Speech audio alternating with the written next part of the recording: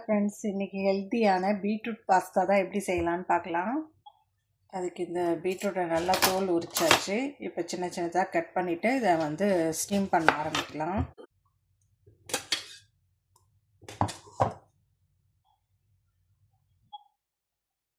நல்லா ஸ்மூத்தாக அரைச்சாச்சு. மிக்சிலாம் எடுக்கிறதுக்கு ஒரு ஸ்பேட்சில் வச்சுக்கோங்க, அப்போ தான் நல்லா வழித்து எடுக்க முடியும். பார்த்தீங்களா, இதே நம்ம ஸ்பூனால் இது பண்ணால் சுத்தமாக வராது.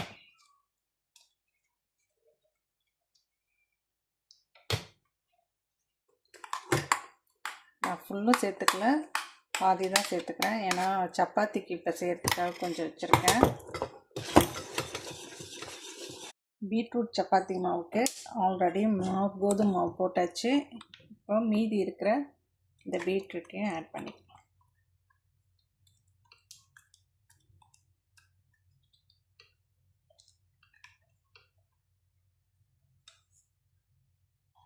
கொஞ்சமாக உப்பு ஆட் பண்ணிக்கலாம்.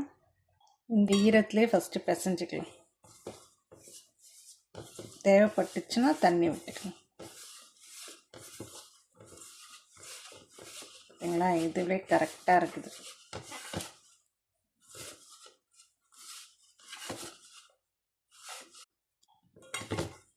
தண்ணியே ஆட் பண்ணலைங்க, கரெக்டாக இருக்குது. உங்களுக்கு தேவைப்பட்டுச்சுன்னா நீங்கள் தண்ணி ஆட் பண்ணிக்கோங்க, அவ்வளோதான்.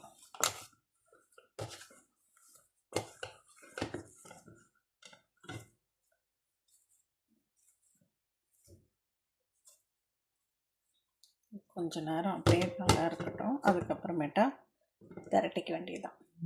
நல்லா லைட்டாக எண்ணெய் விட்டுக்கலாம்.